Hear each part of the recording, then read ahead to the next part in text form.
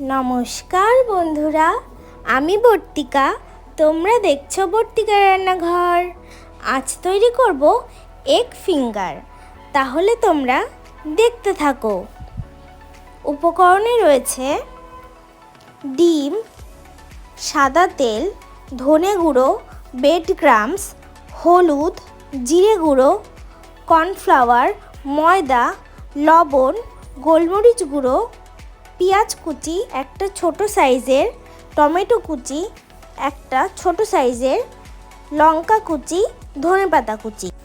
Toast biscuit মিক্সিতে গুঁড়ো করে ব্রেড ক্রাম্বস তৈরি করে নিলাম। ডিম ফাটিয়ে নিচ্ছি। আমি এখানে 6টা ডিম ব্যবহার করেছি।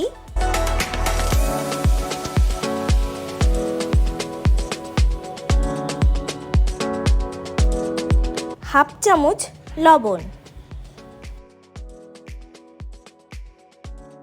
হাফ চামচ গোলমরিচের গুঁড়ো,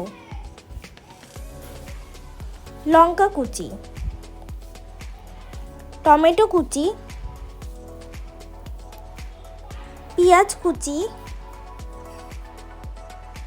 ধনেপাতা কুচি, 1/4 টিস্পুন হলুদ, ধনে গুঁড়ো, জিরে গুঁড়ো। এবার ভালো করে মিশিয়ে নিচ্ছি।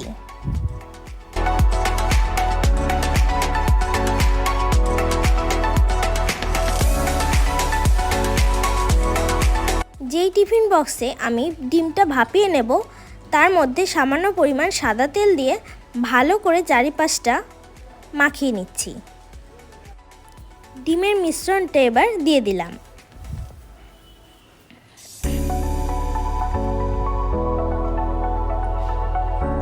একটি কড়াইতে কিছুটা পরিমাণ জল নিয়ে নিয়েছি।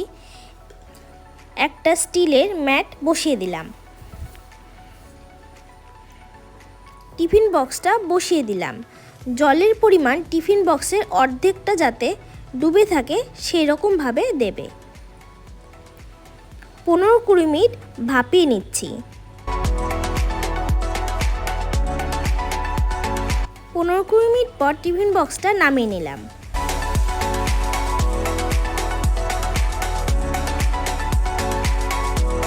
দেখো বন্ধুরা, ডিমটা কত সুন্দর ভাপা হয়ে গিয়েছে।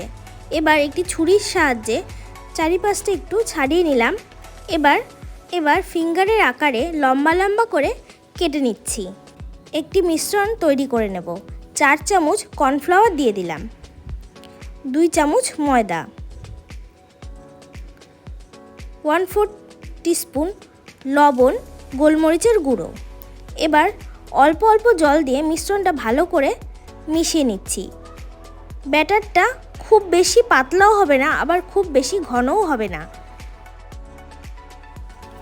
এবার ডিমগুলোকে প্রথমে কর্নফ্লাওয়ারের ব্যাটারে, তারপর ব্রেড ক্রাম্বসে, আবার কর্নফ্লাওয়ারের ব্যাটারে, আবারও ব্রেড ক্রাম্বসে দিয়ে 2 বার আমি ভালো করে কোট করে নিলাম। 2 বার কোট করে নেওয়ার ফলে এগ ফিঙ্গারগুলো ভাজার পর খুব সুন্দর মুচমুচে হয়।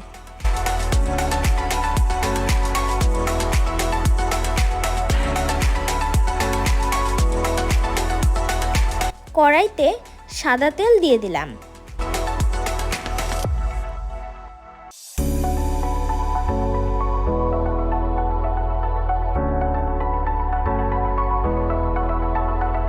তেলটা খুব ভালো মতো গরম হয়ে আসলে এবার এগ ফিঙ্গারগুলো এপিট ওপিট করে ভালো করে মিডিয়াম আঁচে ভেজে নেব।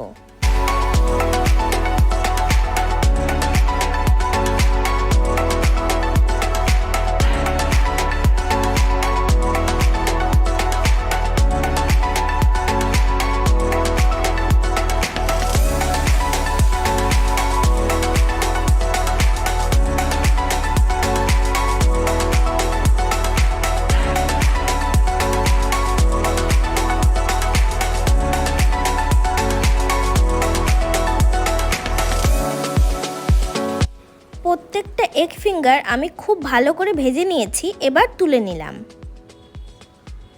তাহলে বন্ধুরা, কেমন লাগলো আমার রেসিপিটি তোমাদের অবশ্যই জানিও।